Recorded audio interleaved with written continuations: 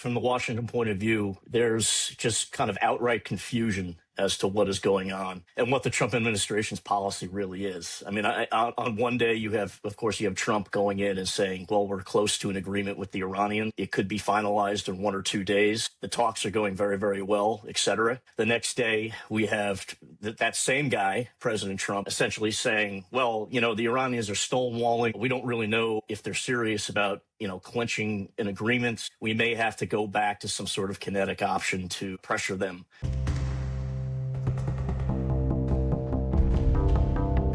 If you're looking at social media these days, you might be forgiven for being confused. One day, Donald Trump says that we're in negotiations with Iran. We're on the verge of hammering out negotiations. The next moment, he's threatening to bomb the country.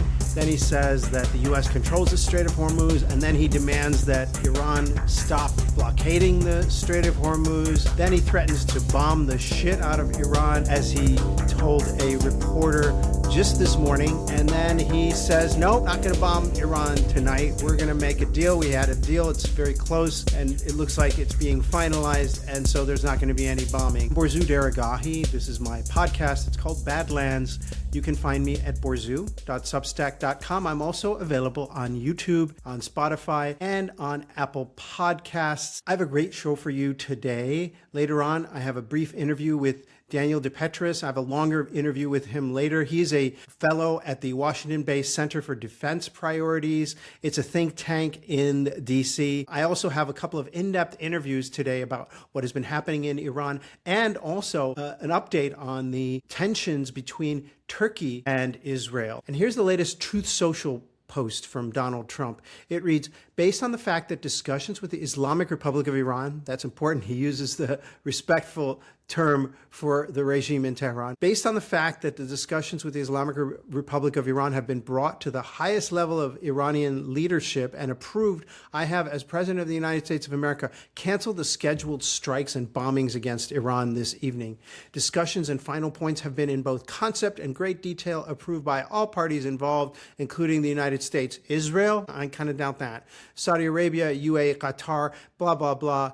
The naval blockade will remain in full force and in effect until this transaction is finalized. Transaction, interesting choice of word. Time and place of the signing to be announced shortly. Now, this comes just a few hours after clashes between Iran and the United States, and that followed a weekend in which Israel had traded airstrikes and rocket attacks, and there was also reports of at least 21 sites hit by Iran, U.S. bases or affiliated U.S. bases in countries as varied as Jordan, in Qatar, in Bahrain, in Saudi Arabia, and in the United Arab Emirates. This has been a ferocious week of fighting, and then all of a sudden, on the eve of the beginning of the World Cup, the American president announces that there's a deal. And there's a few problems with this. First of all, the Iranians are not saying quite this. They are saying that it's close to a deal. There is some movement on a deal. Another issue is the fact that Israel and Lebanon's Hezbollah are continuing to fight, and Iran had made an end to that fighting a precondition. How serious was Iran about making that a precondition for ending the fighting? It attacked Israel, basically, without any prior attack over the weekend, because Israel had hit parts of South Beirut, the Dahia, the southern suburbs where Hezbollah has its offices and personnel. Trump, in his Truth Social post, he was saying that, the blockade will continue. And if that's the case, then the Strait of Hormuz isn't going to be reopened. He didn't mention the Strait of Hormuz being reopened. But the point is that as a precondition to reopening the Strait of Hormuz, which Iran has effectively said is totally closed, Iran has insisted that the blockade be lifted, the blockade on Iranian ports. Also, there's a question as to whether or not this deal will ultimately be approved by the Supreme Leader, Mujtaba Khamenei. And I have some doubts that he would approve anything that gives the U.S. the opportunity to come out a winner, although maybe some of his aides have convinced him to drink the poison chalice, so to speak, reference to what the founder of the Islamic Republic did when he signed a peace deal with Saddam Hussein's Iraq in 1988. There could be the possibility that he was convinced to go ahead with this for the good of the country and to give the country a little bit of breathing space. Economically, the country is not doing well. And I'm sure there are voices in the leadership in Tehran, I know there are, who are saying, look, we got to do something about the economy here. We can't let this runaway inflation go on, and we can't not sell any of our oil. The bills are going to come due, and that is going to create more instability in the long run and give United States and Israel more opportunities to infiltrate the society and the country and undermine it. Over the last couple of days, I gave a couple of interviews to India's NewsX about the unfolding crisis and the events of the last couple days, including the round of airstrikes that took place overnight and the damage that it caused, as well as a few other matters, a few other diplomatic and political and military and security matters in a couple of interviews. Have a listen or watch. Why would Trump be wanting to continue negotiations with a side that he says is completely militarily devastated? Surely, in that case, it wouldn't present a threat to the United States. Ruby, your guess is as good as mine. And if you just look at the sequence of events, this completely militarily defeated armed force in Iran, just not a day ago, downed an Apache helicopter that basically costs $40 million and used, apparently, according to the Americans, a $40,000 drone to do that. So I don't think it's true that it's a spent force. It recently traded several volleys of airstrikes and missile strikes with Israel, and it continued to do that throughout a whole day of fighting on Sunday. So I'm not sure if the facts coincide with Donald Trump's words. I'm not sure what his aim is. I imagine it could be setting up a situation where he could say, look, Iran is defeated militarily and we can walk away. We can walk away from this situation. I'm sure there's also a little bit of market manipulation there, saying that there's no need to worry about the Iranians. They're already defeated. The stock market has been going haywire in the U.S. this week, up and down, despite various positive job reports that came out late last week. And that might be a reason. Maybe it's just more of his continued market manipulation and bluster. But really, anyone looking at the facts can see that his remarks they don't quite square with the fact. Do you think that we will continue to see strikes from the United States hit towards Iran, given the fact that they are still in negotiations? There's been, of course, strikes over the last couple of days. Are these strikes putting negotiations in peril, or are we still seeing indications that negotiations are continuing? I think there's some kind of negotiations taking place, but they're not very substantive. I think the Iranians, if you listen to what they're saying the negotiations are pretty much frozen and at a standstill. They're still involved in them, but they're just going through the motions. And I think that the situation right now is unsustainable, and that means that the ceasefire will continue to suffer from occasional bouts of kinetic fire and warfare. So I think that we're in a very dangerous situation. The Strait of Hormuz is still closed. The blockade of Iran by the U.S. still continues. There's sporadic fire between the Americans and the Iranians. There's also fire between the Israelis and Hezbollah, and that tension is continuing. So I don't think things are getting any better. And in the long run, I don't see how this is going to work out in any kind of peaceful way unless there is some major breakthroughs in those negotiations, which there do not appear to be. Do you think that, as Trump has said, he said that Iran is rapidly becoming a failed state? Of course, the country did have problems before this war started. There's now been damage to plenty of the electricity facilities in the country, as well as the military components of the state.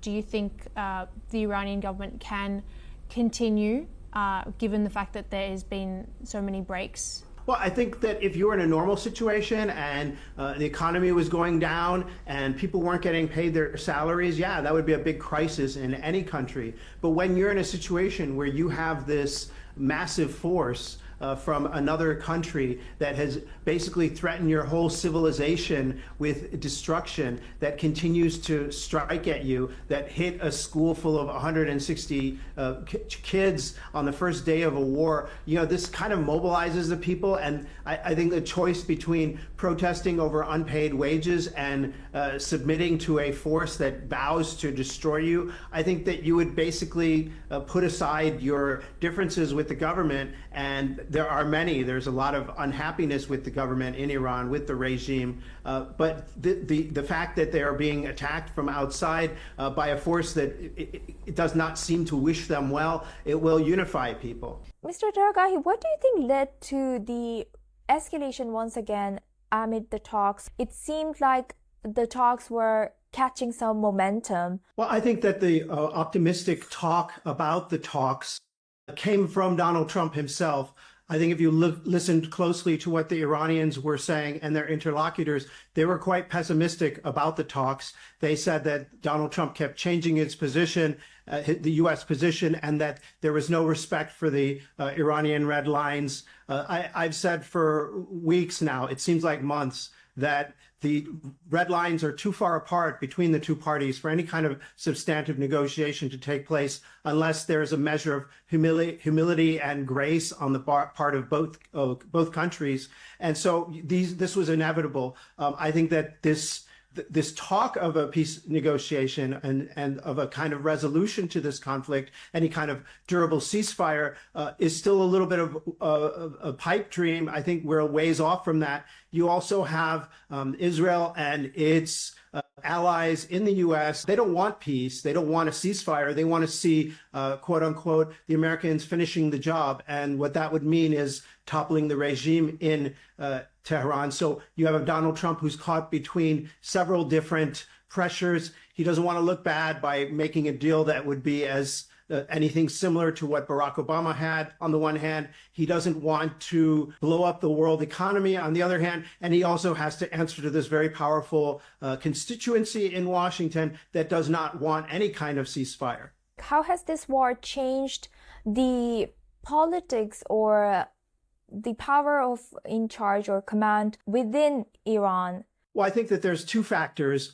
On the one hand, you have this devastation of the leadership in the country, the whole layer of the leadership. And so what you have is the IRGC basically taking over, current IRGC and former IRGC, taking over both domestic politics and dominating the war effort. It's as if someone bombed the White House and Capitol Hill in the United States, and the U.S. Marines just took over everything and started dictating everything in the country, including, for example, like the economy. On the other hand, it's even bolstering the power of the military and the IRGC more, is this sense of crisis, is this sense of embattlement. People are kind of rallying together. As for the global perception of Iran, I think that it has changed global perceptions. That in the global South, especially, there's very little support for the U.S. and Israeli position. Numerous polls have borne that out. They become sort of underdogs and heroes to some people in the global South, even if people despise the Iranian regime and the way that it behaves. The resilience of this government and its military in the face of this unprecedented onslaught by two nuclear powers has impressed some people. What do you think winning looks like? Asuma, I don't think that there's really any winning in this. I think every country that is involved will come out losers. Perhaps if there is regime change in Iran, Israel's Netanyahu could claim a kind of victory. But even in that case, who knows what's going to come after? And one day, if that regime change happens, Israel could also rue to the day that it toppled a kind of stable, if very, very fearsome and threatening regime in Tehran, and it gets chaos instead. But I think that at this point, winning to Donald Trump looks like something that is better than what Barack Obama got. And for the Iranians, it's easy. Winning means survival and coming out of the end of this continued to be a nation with its military intact. Now, here's that interview I promised, just a brief interview. There'll be a longer interview with Daniel DePetris later on this week or maybe early next week. But here's a brief interview about the day's events with Daniel. Take a listen or have a watch. I'm joined today by Daniel DePetris. He's going to talk a little bit about what's been happening from the Washington point of view. Are we at war? Is the war started again? Is this some kind of attempt to pressure Iran into going into a deal deal with the United States and agreeing to the terms that the United States wants? Is it just flat out bullying, or is it the start of something more nefarious, a way of easing the United States into a broader war that would target, for example, Iran's infrastructure and attempt to ultimately draw the U.S. into a regime change operation? Daniel DePetris, he is a columnist, a syndicated columnist at the Chicago Tribune. That's kind of my hometown newspaper. And he's with Defense Priorities in Washington. It's a kind of conservative, right-leaning think tank that is more focused on restraining U.S. foreign policy. Daniel, thank you so much for joining me. What do you think? What is happening in Washington right now? From the Washington point of view, is this the beginning of a major escalation? Yeah, thank you for having me. I think in Washington to accept our terms. So I think from Washington, regardless of what your political ideology is, what your partisan ideology is, I think there's just outright confusion day to day as to what Trump is actually willing to settle for with the Iranians. And to the extent that he is willing to settle for a deal, what levers is he willing to use to kind of get to that agreement? So, for me, looking on the outside in, who doesn't have much access to classified information, you can imagine my head is kind of spinning on a day-to-day basis here. I bet people in the White House, too, their head is spinning as to which direction he wants to take it. I know some of the negotiators, hearing secondhand, some of the negotiating countries are also confused as to exactly what this is about. Many people speculated that the U.S. didn't want this war raging during the World Cup. Well, the World Cup is starting tonight with a match in Mexico. And meanwhile, the Trump administration has threatened blood-curdling threats of escalation inside Iran this evening. What do you think? Were we all wrong that we thought that maybe he didn't want the optics of bombing a country while the world is gathering for this event that celebrates sportsmanship and unity? Yeah, I never bought into that logic. Speaking from my personal standpoint, I think that was vastly overblown. I think Trump prefers not to go to an escalation if he can help it. The problem is that his demands on the Iranians are so maximalist and I would argue unreasonable that he feels sort of an internal pressure within the administration and within some hawkish quarters in Washington, D.C. And I'm talking specifically about the Lindsey Grahams of the world, who are essentially against any deal that doesn't involve outright Iranian capitulation. It's just he prefers to not escalate this, but the goals that he has, I think in his mind, require an escalation. I think we've had 3 months of evidence that the Iranians are not interested in capitulating whatsoever. They've gone through 6-7 straight weeks of bombing, nearly 20,000 targets if you add the Israeli operations into the mix as well. And their position is essentially the same as it was before the war. And you could argue it's even more stringent today than it was before the war. So, what is this escalation going to bring us? Yeah, I think that's the question, too. And I think a lot of even some pro-Israeli voices, some very hawkish voices are saying, if the point is escalating a little bit just to get the deal, that's not what we want. We want regime change. You hear that voice as well. It's not good enough to merely bomb them into signing a better version of the JCPOA, bomb them into oblivion, hit civilian targets. What I see on Twitter half the time from blue-checked accounts even is like more war crimes now, essentially. How would you say this is impacting the U.S. reputation from Washington's point of view? Does it even matter? Do they even care? Well, I don't think Trump is particularly concerned about whether he commits war crimes or not. I think we have, his entire presidency, we've had issues where he just couldn't care less about the international rules of international rule of law or humanitarian law or what have you. I think he's particularly concerned about getting a major win that he can brag about to the public and to his constituents. And, with respect to Iran, it's no nuclear weapon, a complete gutting of their nuclear program, and a complete, 180-degree turn from their foreign policy that they've, enacted for 40 plus years. I think that's what he's looking for. Again, that's a high bar to climb. I don't think he's going to get that, but that he seems pretty convinced internally that if he presses the button of force enough, over time the Iranian government is going to have no choice but to sign on the dotted line. And I think that's just a foolish interpretation of how the Iranians work and how the Iranian political establishment works. I mean, you don't even have to know much about the Iranian political establishment. You can just follow the patterns over the last 47 years. When have they given in? When have they compromised? And when have they stood firm on various positions? Daniel, thank thank you so much for speaking to me about the day's news. I appreciate that. Thank you. As if the region weren't already at a boiling point with Iran and the U.S. fighting it out, Iran and Israel fighting it out, and Israel and Lebanese Hezbollah fighting it out. There's more tensions in the region, in addition to Yemen's Houthis, which have threatened to get involved in the fighting if the attacks on Lebanon continue. Turkey and Israel have exchanged threats. Turkey's Recep Tayyip Erdogan, the president, has said that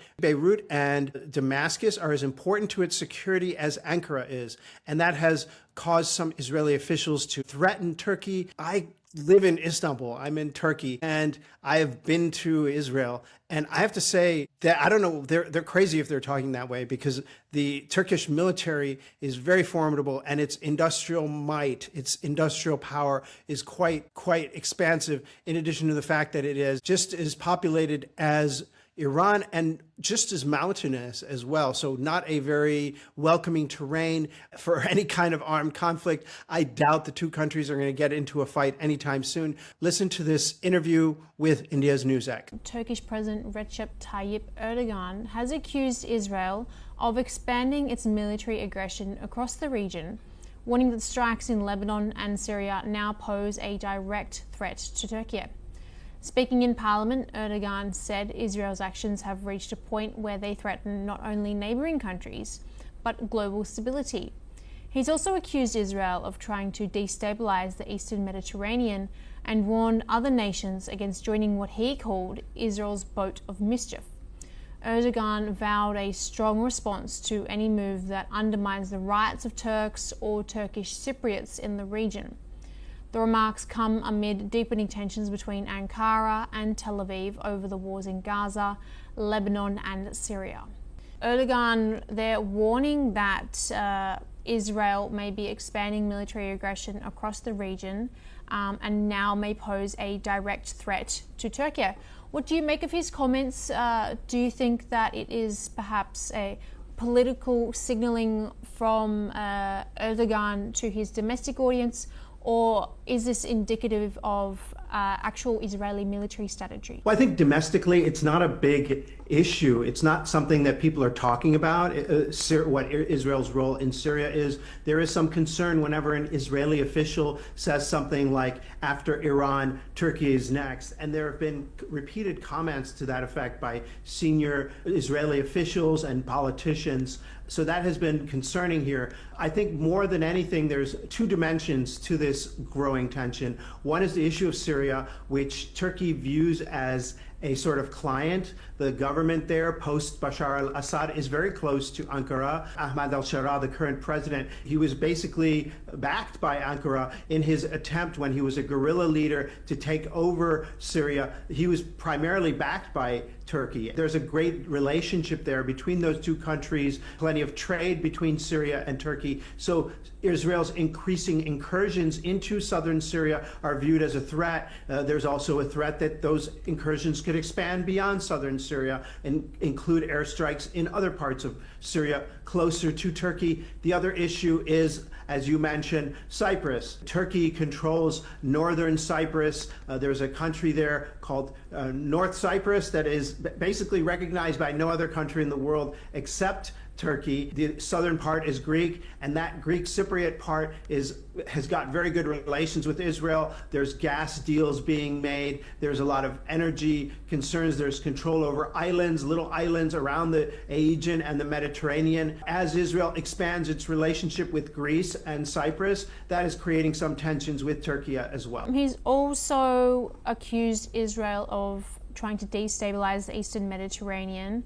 And has vowed a strong response to any move that undermines the rights of Turks or Turkish Cypriots in the region. Are we seeing further actions by Israel beyond its immediate neighbours that would indicate that they are moving into the Eastern Mediterranean besides their trade links or alliances? Not really, not anything kinetic. There's a lot of deals being made. A lot of it has to do with natural gas, as was mentioned. But there's also, for example, increasing military alliance between Greece and Cyprus and Israel, and that there's possibly like joint military exercises, defense and technology cooperation that might make Turkey nervous, but there have been no seizures of islands or bombings or takeover of territory or anything like that. In that case, why do you think that Erdogan would be making these statements? He's been speaking in Parliament, so of course it's